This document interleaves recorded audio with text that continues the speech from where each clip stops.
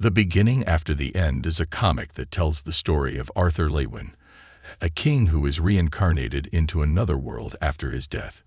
In his previous life, he was King Grey, the ruler of a great kingdom known for its unrivaled strength, wisdom, and power. However, behind all his glory, Grey lived a life of deep loneliness, with no family, true friends, or meaningful purpose in life that left him feeling hollow and empty. After his death, Grey was reborn as Arthur in a new world filled with magic and mystery. As Arthur, he has a second chance to live a different life. He is determined not to repeat the mistakes of his past and seek happiness and true meaning in life. Since childhood, Arthur showed extraordinary talent in martial arts and magic, which made him known as a child genius. But life in this new world is not easy. Arthur must deal with dark forces, powerful enemies, and secrets that could change everything. On top of that, he must also protect the people he loves and find answers to the mystery behind his reincarnation. This story is not only about power and adventure, but also about self-discovery, human connection, and the search for purpose. The Beginning After the End offers a story full of surprises, epic battles, and deep character development.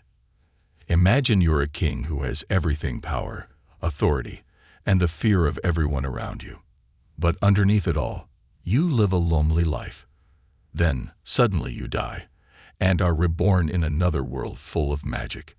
How are you going to live this second life? Arthur Lewin must face a new life with greater power, greater challenges, and deeper mysteries. Curious how he can turn his second life into a more meaningful one. Curious about the story? Keep following this video until it's finished. A man claims to have never believed in the phenomenon that people call the light at the end of the tunnel. It was a rare occurrence where people who had woken up from near-death experiences would exclaim that they saw a light with cold sweat running down the side of their face. But now the man was in the tunnel. The man asked how he had died, as the last thing he remembered was being in his room alone. He looked at the city from above, and afterwards began to feel his body become heavy. He lay down on the bed. The man asked if he was poisoned or killed. The man named Grey began to think so because there were many people who really wanted his death because he was a king. Although Grey was very curious about the cause of his death, he couldn't do anything else. There was no choice but to accept it. He just hoped he wouldn't have to see a chorus of winged babies stinging later. Grey's eyes slowly opened, and he could hear someone congratulating Mr. and Mrs. for getting a healthy baby boy. Grey wondered if he had just been born. The man was seen asking his wife to hold back a little as he couldn't see the baby. On the other hand, Grey was curious if the light at the end of the tunnel that he saw earlier was actually the light coming through the woman's body. But Grey quickly dismissed the unimportant thought. Grey could see the madam praising Grey's handsome baby. So did the master, who said that baby Grey's hair looked just like his wife's. Grey had no idea where he was. He couldn't understand the language either. But it seemed to be a good sign for him. He could see a bright and gentle smile that looked so motherly. To him, she was very beautiful and charming. On the other hand, the madam complimented Grey's baby eyes that looked just like her husband's. Grey then turned to look at the man, who had a strong jaw and sharp eyebrows. He was sure that the man was very stern and critical.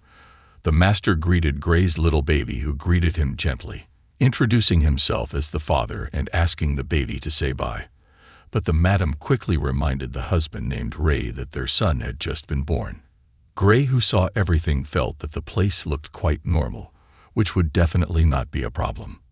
But Grey suddenly saw some tools hanging on the wall, and he became very curious about where he was. As time went on, Grey began to understand that his mother Alice was a gentle and kind person. She was also the one in control of the family, while the father named Reynold was a reliable and charismatic man, although also childish. Grey was grateful to have been born into such a loving family, but his life was filled with difficulties like never before. The body could not do anything. He also couldn't control the bodily functions that were buried in a pile of his own flesh. Only the mental fortitude that had been honed over the years as a king representing his country, as well as the vague hope that it was all a dream, kept him sane. It seemed that Gray was indeed transported back in time to a much more ancient period. Gray saw people around him who always seemed to be carrying weapons. People were also seen making elixir transactions. Gray believes that the bottles with suspicious liquids are drugs that are sold legally. Alice, who was holding the baby named Art, guessed that the baby was tired and asked if they could just go home. Gray, who was lying down, realized that knowledge was power. He had been analyzing the environment for the past few weeks. Now he was sure he had a premonition of what was going to happen. Reynold came home and immediately picked up Gray's small body. He told him he was home and asked how this little man was doing. Reynold then threw Gray's body all the way upstairs, and Alice naturally panicked, worried that Gray would fall. Gray felt very sick, but he wasn't surprised because his body was very fragile. He thought he would be executed for such a throw. Gray remembered that his father used to do it when he was a child. Reynold, on the other hand, thought his son was having fun. Now Reynold twisted Gray's body continuously, making Gray even more nauseous. Alice panicked and hit Gray's leg on the table. Gray cried loudly, and Alice immediately picked her up to calm her down after hitting Reynold hard. Alice then, with the power that emerged from her hands, healed the wound on Gray's knee. After finishing, Alice looked relieved that her son's condition was much better. It was then that Gray immediately realized that he seemed to have made his decision too quickly. Maybe he didn't know anything about that world. In his previous life, Gray was a king. He led armies and defeated all the world's representatives through duels. However, of all his accomplishments, he had never felt so arrogant as that moment when he managed to crawl. In the back, Alice and Reynold were watching. Alice asked Reynold to make sure his head did not hit the wall. Reynold also asked his wife to block the baby from approaching the shelf, until the baby sat in front of the mirror. Alice was amused that Art was looking at his own reflection in the mirror. Gray wasn't used to the new name even months later. For a former king, the name Art seemed too cute to him. Even though he only saw himself through the mirror, he had to admit that he was adorable. Gray felt so confident and asked girls in the future to prepare for heartbreak. Alice and Reynold burst out laughing at Art's behavior. Gray, who fell asleep, got a kiss from his mother, who wished him sweet dreams too. As soon as the door closed, Gray immediately woke up from his sleep. He tried to get out of bed by putting the blanket on the floor, until he managed to crawl and fall on the blanket. Gray knew that Alice must have thought he was asleep. He had a few hours before Alice checked on him. Gray crawled up to the door and felt excited that the goal was in sight. He advanced at full speed. He arrived at the workspace successfully. Ever since Gray discovered that place, he kept coming every night to learn more about that world. The continent where he was born had the name Decathan, which had 3 main kingdoms: Eleanor, an elven kingdom in the depths of the forest; Darv, the vast underground kingdom and home of the dwarves; Sapin, a human kingdom that quickly became the most populous region. That world and its worlds used to have a kingdom system, but the government there was handed down and not acquired like him. He also discovered the fact that the world was more backward compared to his old world. According to him, it was due to a lack of technology. Gray found a book and started reading. He then realized that it was all because of magic. It was something he didn't know. In his old world, they had a life force called ki that was used by practitioners to strengthen their bodies and weapons through rigorous training. In that world, that kind of thing was called mana. But unlike ki, which came from within the body, mana came from the surrounding environment. The power to control mana is largely a genetic blessing. It is estimated that 1 in 100 children have it. Mana can be used in a variety of ways. The 2 most common methods are augmentation and magic. Augmentation strengthens their body with mana, allowing them to have incredible strength, defense, and agility. However, the drawback is the limited range. Mages radiate mana to the outside world, allowing them to arrange their surroundings as they wish. However, they must add the mana core with mana from the outside world to create spells.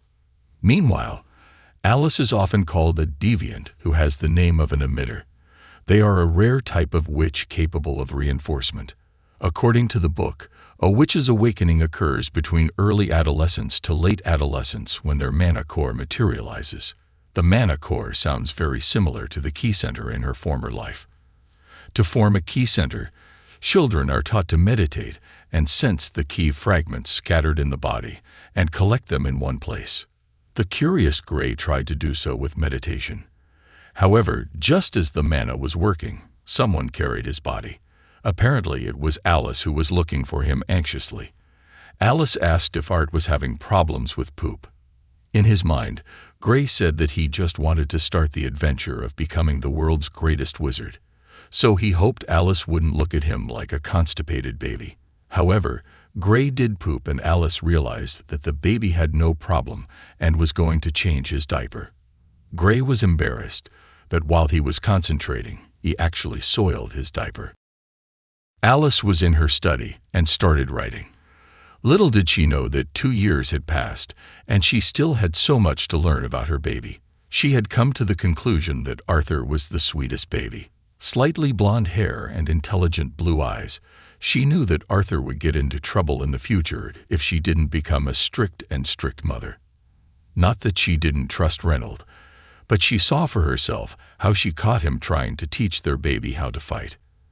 Now Arthur had started learning to walk. Alice had also noticed that Arthur really liked going to the little trading lane in the center of Ashbur. So instead of grocery shopping once or twice a week, she changed it to every day. Alice didn't spoil him, but she only bought fresh food at the same time to educate him. Arthur's growth was rapid. She wondered how Arthur would be when he grew up. But with Reynold as his father, Alice was confident that Arthur would be interested in being an adventurer, but she was still worried. She hoped Arthur would be much better than the naive teenager who always thought being an adventurer was easy. Alice wished she could do something about Arthur's study habits. She even wanted to move Arthur's bed into the study room, though not now. Meanwhile, Arthur was watching his father outside the house. It had been 2 years since his first study trip. Arthur had learned many things since then, but he was always interested in learning something new every day. He observed his father, who had been chanting something for more than a few minutes and was now concentrating hard. Arthur was curious as to what the man would actually do. Much to Arthur's surprise, he saw his father start lifting stones into the air. Arthur saw his father gathering stones in the air and placing them in one spot. He then looked at Arthur at the window and bragged about how great he was. Arthur was surprised that Reynold took 3 minutes to concentrate, but instead flew something that required very little physical effort. Alice came over and rubbed Arthur's head, asking if he was watching his father. Alice joined in and realized that he was back to destroying the courtyard again. Arthur knew that his father was an augmenter. He wondered what it would be like if his man had awakened. This time, Reynold concentrated on a leaf. Then he began to attack each falling leaf with his body movements. Arthur watched carefully. As soon as he turned around, Arthur was frightened to realize that he was on a fairly high bench. He tried to get down shakily and carefully, but Alice, who was watching, thought Arthur needed a nap because his eyes were half closed. Alice took Arthur in her arms, and as she passed the study, she called out for a book. But Alice forbade him because it was time for his nap. Arthur, who felt he had no choice, finally showed his mother a pleading face. He begged to be allowed to read the book. Alice, who couldn't resist the charm, finally gave Arthur permission to play for a while in the study. Meanwhile, Alice bemoaned herself for not being a good mother because she couldn't understand her son's need to play. On the other hand, Arthur felt that he was not making a fool of himself, but a great warrior must use his weapons. Arthur was busy reading, and Alice watched until she heard the noise again. Alice hoped that the man hadn't knocked down any more trees, so she tried to check. Arthur felt that his biggest advantage, apart from the accumulation of knowledge in that world, was his progress in the formation of mana cores. He had already spent 2 years moving small flakes of mana around his body and placing them near the solar plexus. Now Arthur understood why they took a natural time until adolescence after seeing how the small flakes moved very slowly to the center of his body. It was a difficult task for his body and mind. However, his 2 years were not wasted because he was almost there. There was only one piece left, and the huge explosion suddenly occurred from inside their house. Reynold immediately pulled Alive's body and protected her from the explosion. Reynold shielded Alice's body from the violent explosion in his house. Once the explosion was over, Reynold immediately inquired about his wife's condition. However, Alice soon realized that Arthur was still in the house. Reynold was shocked and immediately tried to run inside. Reynold searched for his son, and once he found him, he fell down laughing. Alice, who followed behind him, asked what had happened. Reynold didn't expect it at all because his son wasn't even 3 years old, but Arthur's core mana had already materialized. Arthur's body floating in the air slowly touched the ground. He felt really great after knowing what it was like to have a mana core. The trees looked greener to him, but he suddenly realized that he could see all the trees because his house had been flattened to the ground.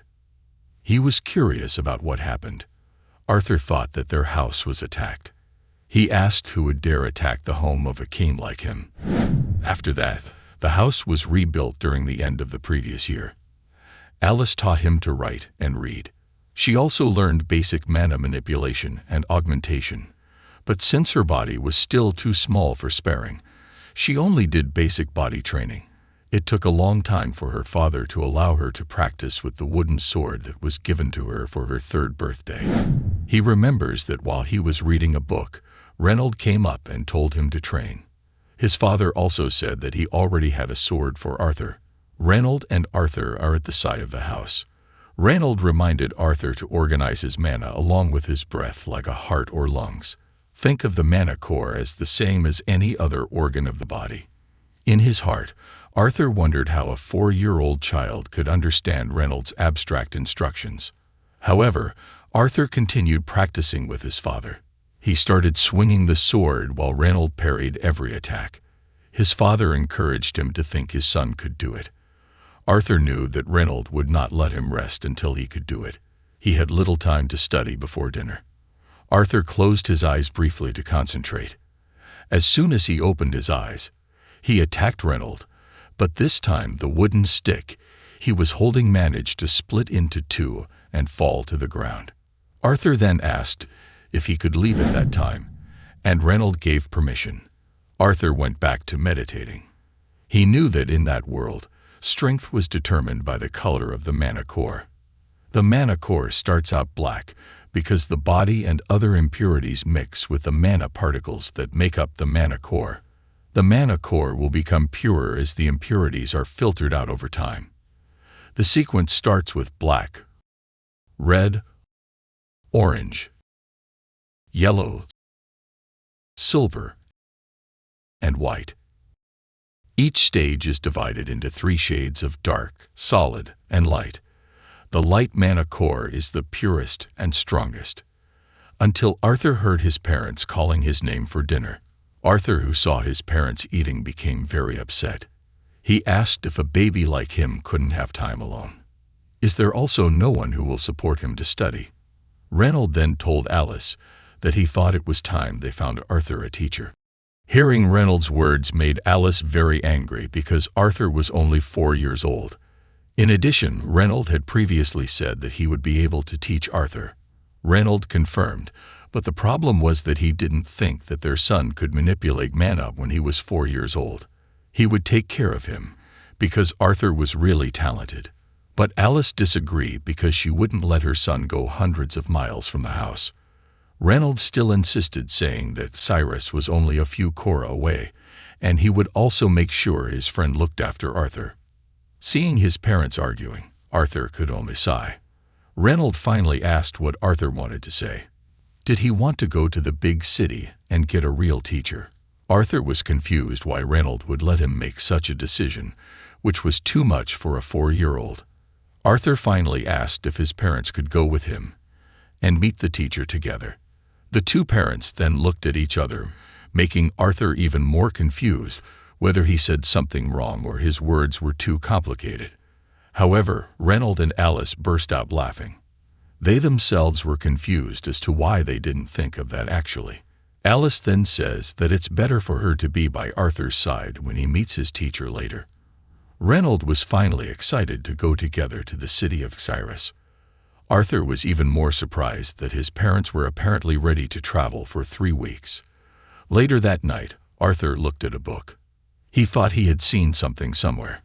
But just then, Alice took the book away and asked Arthur to go to bed because they were leaving in the morning. Arthur felt that tomorrow was too early. Alice knew it because she hated being rushed like that too. But their old friend from the Twin Horns also happened to be on his way to Cyrus, so they would take Arthur's family with them. Reynold was also with them at that time. Alice wrapped her arms around Arthur and kissed his forehead. She told him not to catch Arthur reading again. Besides, Arthur could bring some books for tomorrow's trip, so Arthur could sleep that night. Arthur said goodnight to his mother, and Alice also asked him to sleep well. Arthur knew about the Twin Horns who were in the area for a while. They even helped rebuild their house when they had time. From what Arthur had heard, they had 2 conjurers and 3 augmenters. They also always helped Arthur's family when they needed help. Arthur was relieved that he had come to the village in such a peaceful town. Now it was time for him to see what the world was really like. The next day, Arthur and his family went to meet the Twin Horns. Reynold hugged one of them and thanked him for bringing them along on the journey. He also then introduced his colleagues to his son. Reynold asked Arthur to introduce himself. The son then introduced himself as Arthur Lewin, who thanked him for bringing them to Cyrus. They were happy to do so. One of the men even asked if Reynold was sure that Arthur was his son. The man was Adam Crench, who was an augmenter with spear skills. Arthur's body was suddenly picked up and hugged by a woman who said that Arthur looked very innocent. Arthur should be grateful that he looks like his mother. The woman was Angela Rose, who was a conjurer with wind magic skills. Meanwhile, Arthur, who was hugged too tightly in the chest, felt suffocated because he couldn't breathe. A man this time pulled Arthur's body, who looked in pain, and held him upside down. The man was Durden Walker, who was also a conjurer with earth magic skills. The man then lowered Arthur's body, which to him looked like a cute dog. On the other hand, Arthur saw Jasmine Flamesworth, who was an augmenter with a double dagger skill. The woman walked away after nodding slightly at Arthur. But another woman asked him to ignore Jasmine, who was unfamiliar with him. The woman then stuck out her hand and said it was nice to meet Arthur. She then introduced herself as Helen Shard, who was an augmenter with magic arrow skills. Reynold, who felt that everyone knew each other, finally invited everyone to prepare to leave. After they packed their things, they set off once everything was ready. Arthur surveyed the scenery and was excited that the journey had finally begun. In the evening, Arthur's party set up their tents and started hunting. Helen asked how Arthur was and if he was tired. Arthur nodded, and Helen told him not to worry about it because it was his first adventure. Arthur did feel tired because it was his first experience in that world. Helen then says that Reynold bragged all the way about him being a genius. She then asked if it was true that Arthur had awakened a year ago. Adam then stood up and said that he needed a little stretch before bed. He remembers that Reynold said he often sparred with Arthur, so he asked if he could play a little with his son. But Arthur was upset that Adam should be stretching himself. Reynold gave permission, but asked Adam to be careful because they had just started sparring. Previously, they had only done strength and mana training. At that moment, Adam lifted Arthur's body away.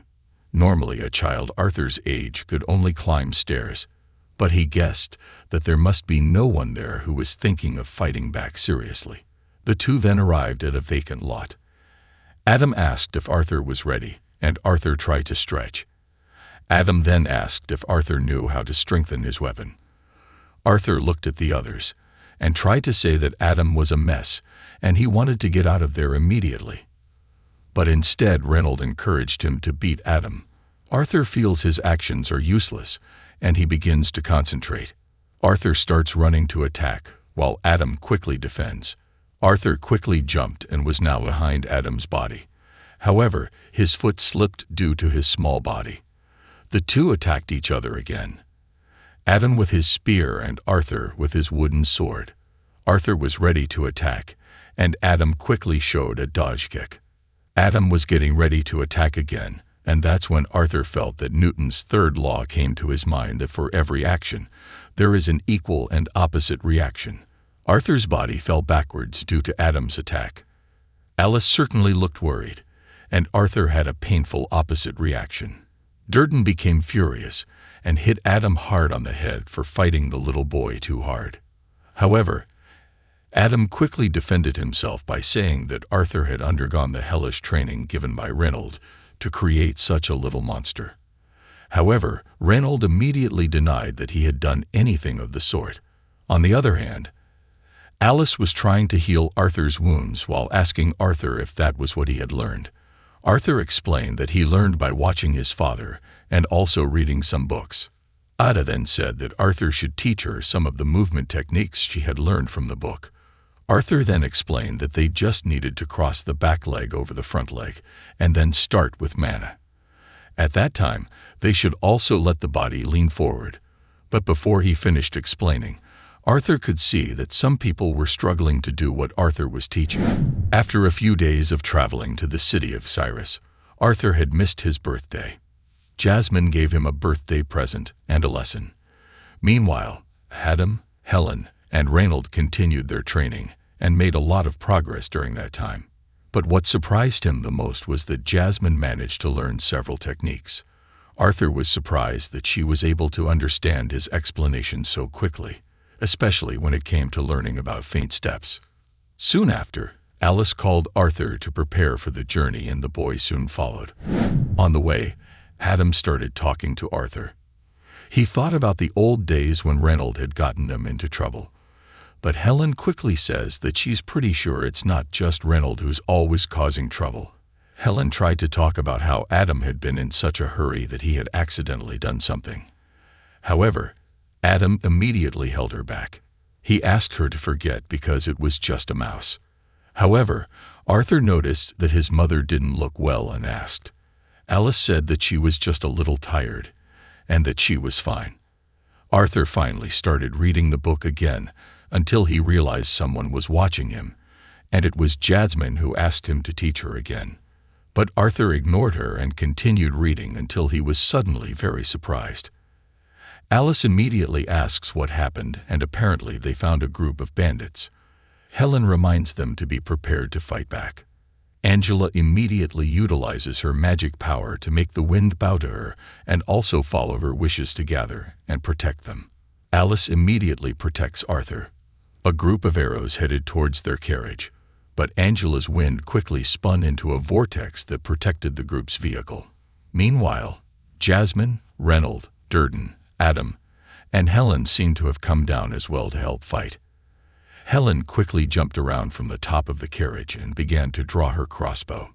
Arthur looked around and instantly realized that they were surrounded. One bandit seemed pleased to see a good catch. He then reminded his men not to kill women and children. They should just try to scare them away as damaged goods would cost them less. Arthur felt that he had lived in tranquility for too long. He had forgotten that in any world there would be filth like those bandits. Arthur asked what the man had said earlier about damaged goods. Arthur was very angry and prepared to attack, but Alice suddenly hugged him very tightly. She asked Arthur not to be afraid because she was there. Arthur's anger finally softened. The bandits began to shoot, and Durd immediately ordered everyone to gather and protect. He then, with his magic, immediately brought out a wall of earth to block the incoming arrows. Another arrow that attacked Arthur and Alice was also successfully blown away by Angela with her wind power. The bandits who were originally on the hill began to descend to get closer to the target. But Helen quickly attacked them using her arrows. A battle eventually ensued between the two camps. Durden, with his great strength, began to knock out enemies one by one. Meanwhile, Arthur also began to attack the enemy with full force. He even attacked two people at once at that time. However, a bandit appeared behind him and was already preparing to cut him down. One arrow appeared and successfully paralyzed the bandit. Reynold immediately turned around and saw that it was Helen helping him. The battle continued, with both Jasmine and Adam attacking with their respective strengths. Until a bandit appeared with a whip in his hand, Jasmine was forced to retreat. The man asked Jasmine to stop fighting because he would train her so well that she would beg to be with him until the end. The man attacks again with the whip and Jasmine manages to move to avoid it. Arthur looked from a distance at Jasmine, who was at a disadvantage because she had gotten into the opponent's reach. He wondered if he could help in the fight. But Arthur knew he wouldn't be able to make a difference if he wanted to fight an adult augmenter using that body. Until suddenly Alice was surprised when the stroller was hit by something big until it broke. Apparently it was Reynold who had been injured a lot. Alice naturally panicked at the sight, and Arthur immediately looked towards the enemy. Arthur asked his mother to treat his father quickly. However, Arthur realized something was wrong with his mother. She cried and said that she couldn't cure him. Arthur wanted to know why his mother couldn't heal his own father. Reynold then said that he was fine, and the wound would not endanger his life. He then asked his wife not to worry and to do her best. After that, Reynold started talking to Arthur and asked him to listen well. After Mom used the healing spell, the bandits would definitely hunt him down. Reynold could have fended off the bandit leader, but he was worried about Alice and Arthur. Reynold then asked Arthur to take his mother in the direction they had come before and not to stop. Arthur was naturally angry because he wouldn't leave Reynold. He could also fight, and his father knew that. Reynold smiled and started rubbing his son's head. He asked Arthur to listen once again that he knew that Arthur could fight. That's why he trusted Arthur to protect his mother and the baby inside. Arthur remembered what happened earlier and realized that his mother was pregnant. Reynold said that he planned to tell him when they reached Cyrus. Arthur then determinedly said that he promised to protect his mother while holding his father's hand on his shoulder. Alice healed Reynold while Reynold asked Arthur to prepare. The bandits had 4 witches in their army. Meanwhile, the bandits realized that Arthur's mother was a healer who could not be allowed to escape. Arthur immediately pulled his mother's hand and hoped that his father would not die in front of his eyes. Adam helped Alice and Arthur escape, but he saw a bandit attacking from behind the two. Adam immediately fought back and asked the two to leave. A bandit who saw Alice and Arthur released an arrow, but Arthur swiftly deflected the arrow with his sword until it broke. As the bandit was confused, Helen shot the bandit in the head.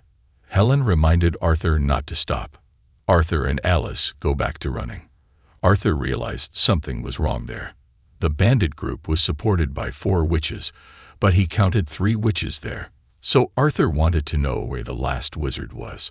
On the other hand, the bandit leader forgot his original plan. He wanted everyone from Arthur's group dead. Arthur immediately wondered who the leader was really talking to. Just then, at the top of the hill, another wizard began to unleash his power. Arthur knew that he would be able to avoid the attack with mana, but his mother couldn't do it. Arthur panicked and immediately apologized for any harm his mother might have received. Arthur pushed Alice's body while she received the magic power. For him, if he couldn't defeat her, then he would take her along. Arthur apparently threw a dagger that had been wrapped with a rope at the witch's feet. He then pulled the witch's body and hoped that the rope from which it came would hold. The witch hung on the edge of the hill until she finally fell down along with Arthur. Durden quickly unleashed his power. Arthur, on the other hand, was already crying.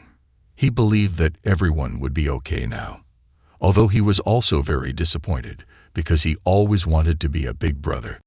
That day, the Gray King came out of his room to the surprise of the servants around the place.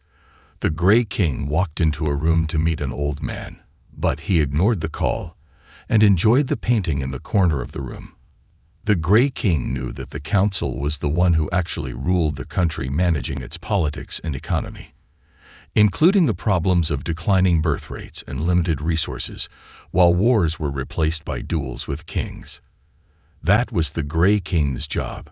The old man in the room stood up and asked if the king was admiring his own picture.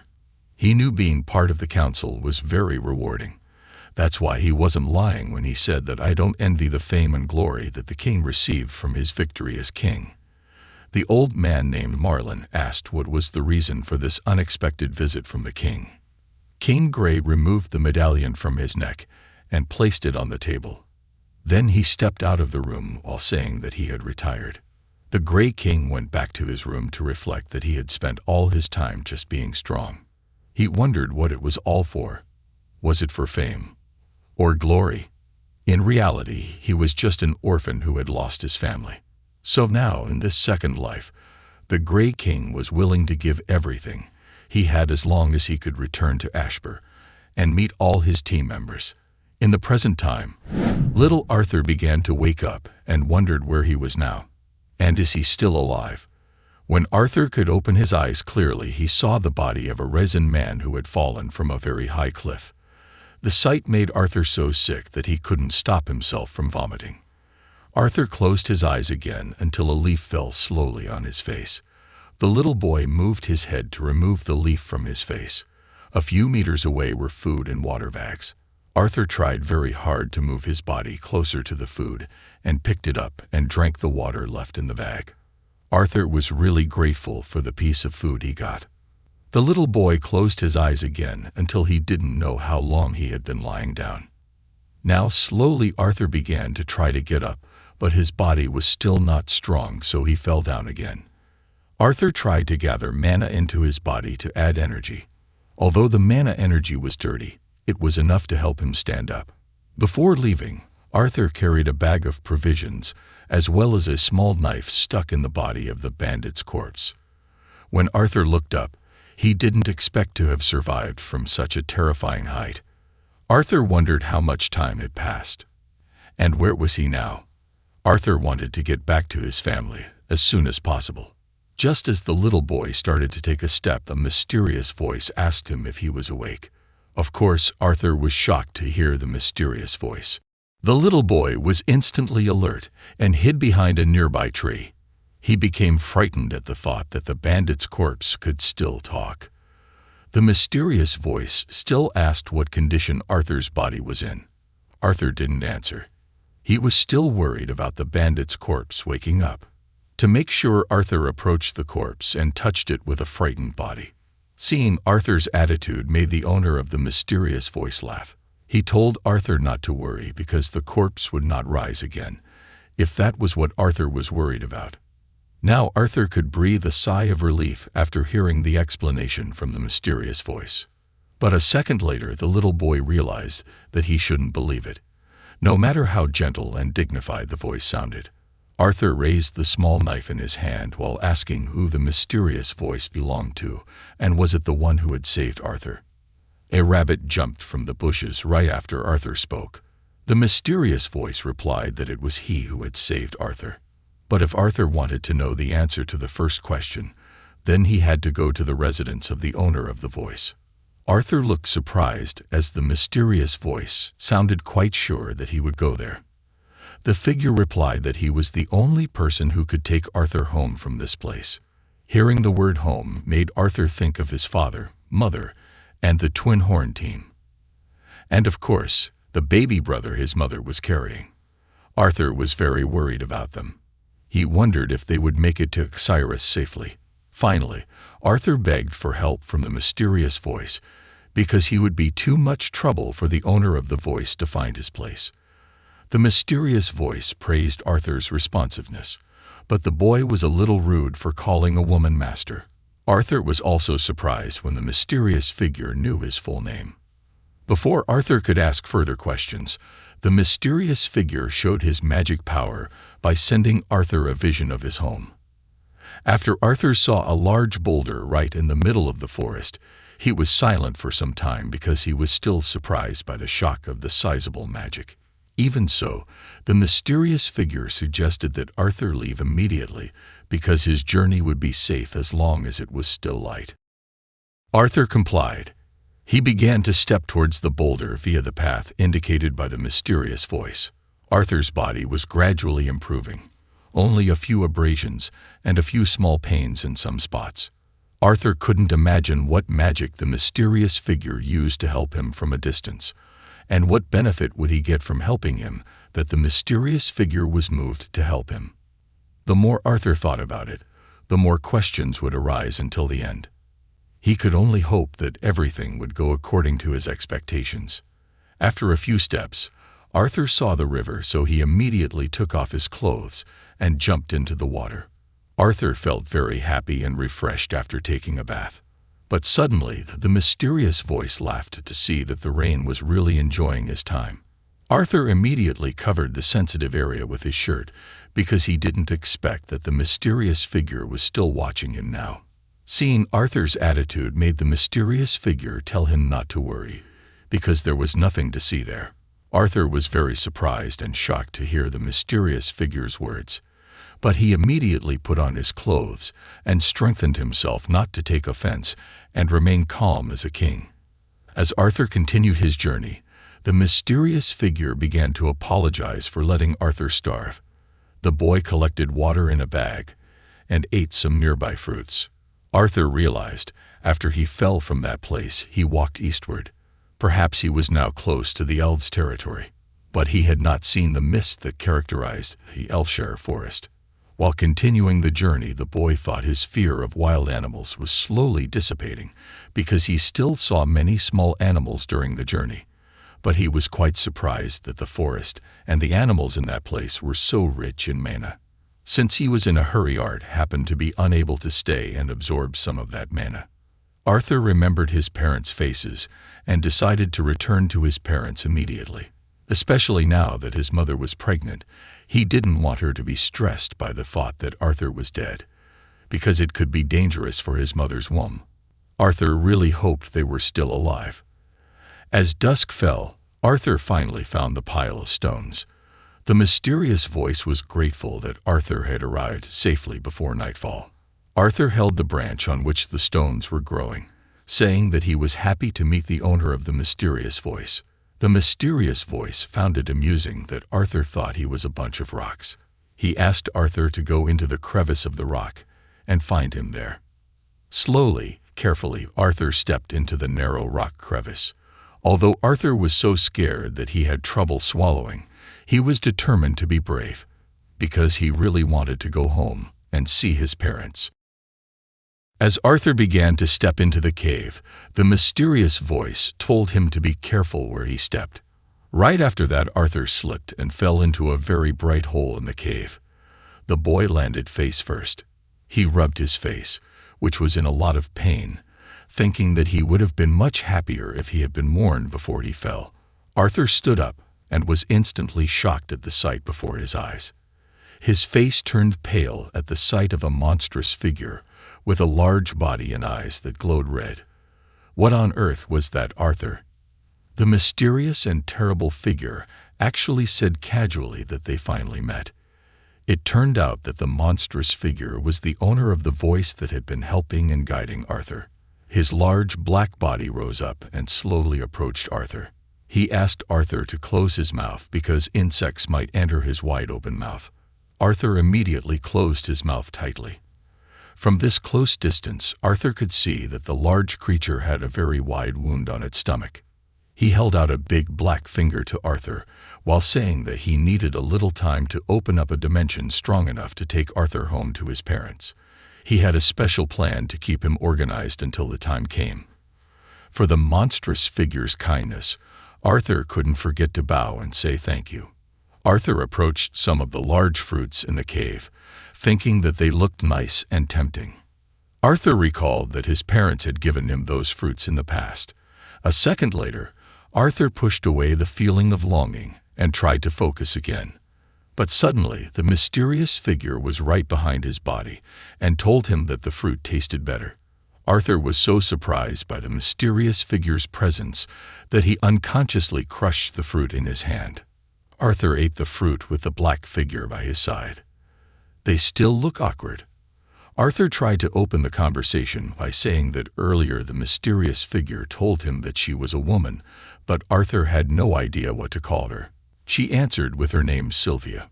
Arthur called her politely to ask her some questions. Sylvia invited Arthur to ask questions, but she probably wouldn't answer them all.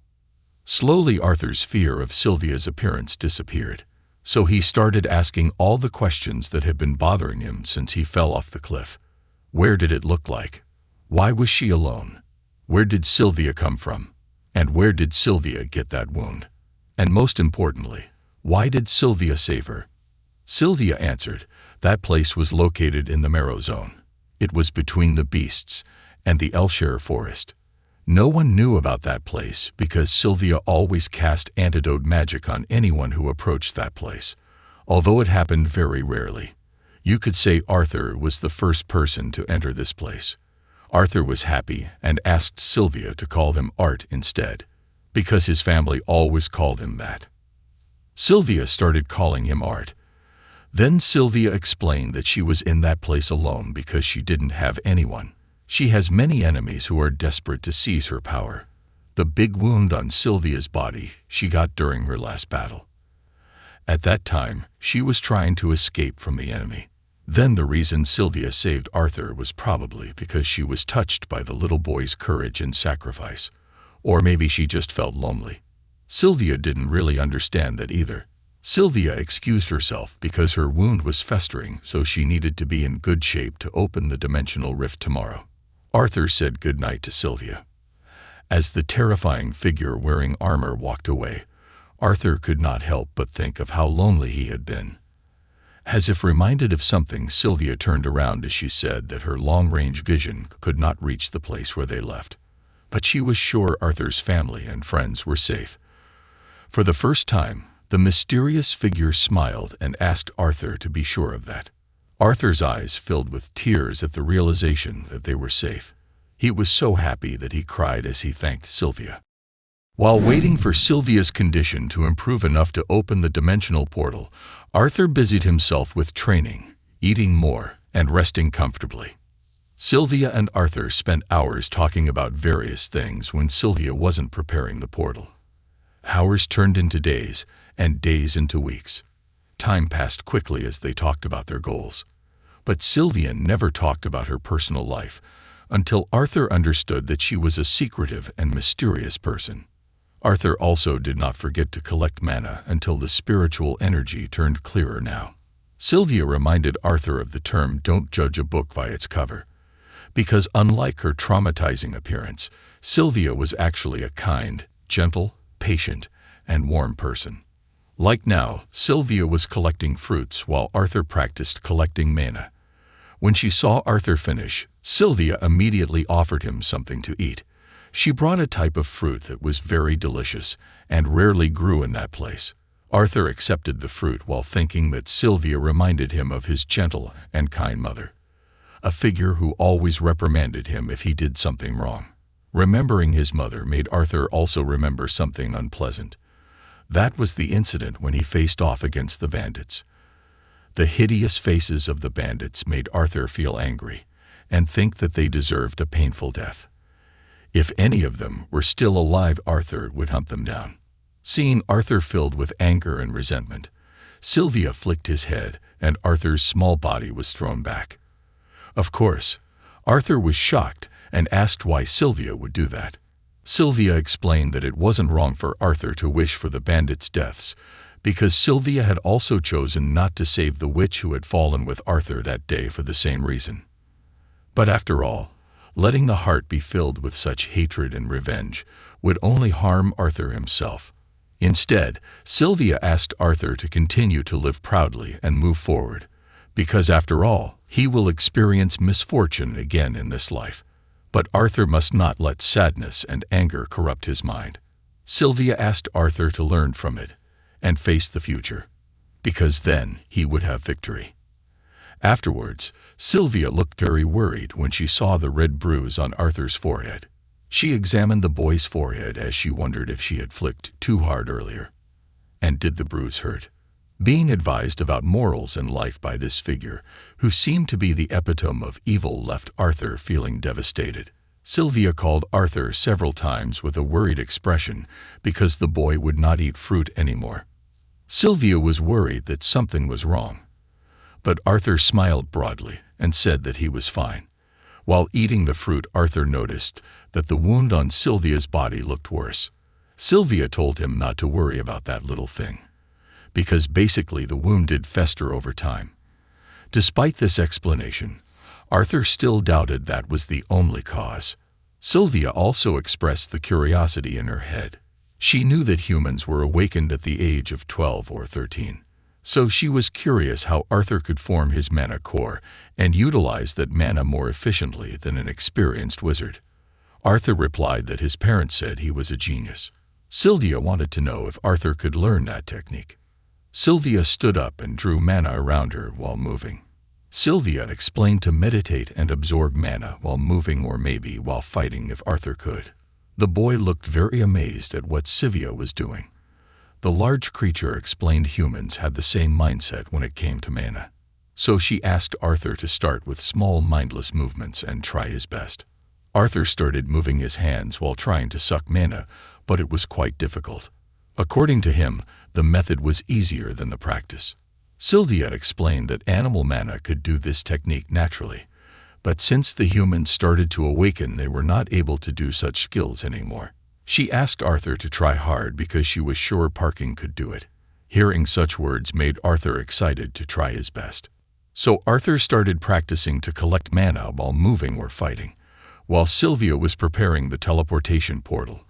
Occasionally Arthur fell because he couldn't control his mana and body. Basically, this skill trains to fight well while maintaining a steady flow of mana. Arthur had to focus on collecting more mana before he started moving, practicing fighting while still maintaining collecting mana into his body. Arthur was very happy when he realized that he could do the technique.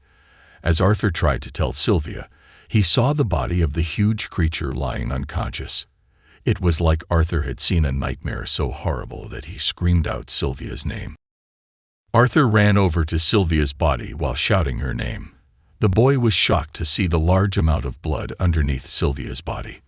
Arthur tried to pull Sylvia's large body to lie down comfortably. Arthur even used his considerable mana power to change Sylvia's position.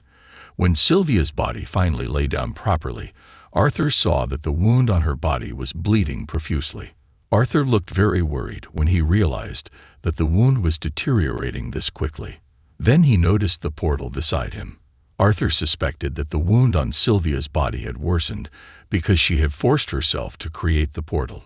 Arthur remembered all the memories with Sylvia, including the times when the wound on Sylvia's body occasionally worsened. Arthur sat down with a sad face because he realized it all too late. Arthur's voice trembled as he cried, realizing that Sylvia was like this because of him. With her remaining strength, Sylvia asked Arthur to calm down because she was fine. While crying, Arthur asked how he could be calm and fine when he knew Sylvia would die because of him. Arthur cried longer than he ever had. He cried for the first time, like a lost child. But Sylvia kept asking him to calm down. Sylvia hated to see Arthur blaming himself for this, especially now that they no longer had time to be together. Through his tears, Arthur asks how can he not blame himself. Sylvia had sacrificed herself so that Arthur could meet his family. It was Sylvie who explained that Archer had done her a favor by letting her leave the cave a little longer. As Arthur called out her name, Sylvia realized it really didn't match her current appearance. Slowly, the dark armor faded and revealed large, white, and shiny wings. This was Sylvia's true form. With a big smile, the white dragon asked if her appearance now matched the name. Arthur was shocked to realize that Sylvia was a dragon. Sylvia confirmed it, but now they had little time to chat, as Sylvia was already in this form. Sylvia had to use her true form to complete this portal, but now all the veils on her body had disappeared, so they would come to find her soon. Arthur asked who would be coming. Sylvia couldn't answer because she had to quickly focus her power on completing the portal. The portal glowed very brightly, a sign that it was ready for use. After that, she asked Arthur to listen to her words carefully. Sylvia extended her wings towards Arthur to release an egg. There were actually a few things she wanted to say to Arthur before they parted ways. It wasn't heavy, but she felt she could hardly keep it anymore. The unique egg shone brightly before Arthur's face. Then Sylvia pulled a feather from her wing and asked Arthur to cover the egg with the wing to hide the aura of the egg. Arthur accepted the two objects with a puzzled expression. He didn't understand what it all meant and asked Sylvia to stay with him. But suddenly Sylvia smashed her huge snout right into Arthur's body to transfer a huge amount of energy. The energy was so great that Arthur screamed in pain and tore his sleeve. Sylvia explained that everything would be clear when the time came. Arthur will understand at that time. At this moment, Arthur saw that Sylvia's eyes were starting to fade, and she looked very tired. Arthur asked if Sylvia was okay. Sylvia did not answer. She explained that now she was going to open a portal. Sylvia doesn't have time to make the portal to Arthur's parents' house, but Arthur should arrive somewhere close to humans, so she asked Arthur to enter the portal immediately. Arthur panicked as he was about to part with Sylvia. It was at this moment that the roof of the cave suddenly shook and shattered.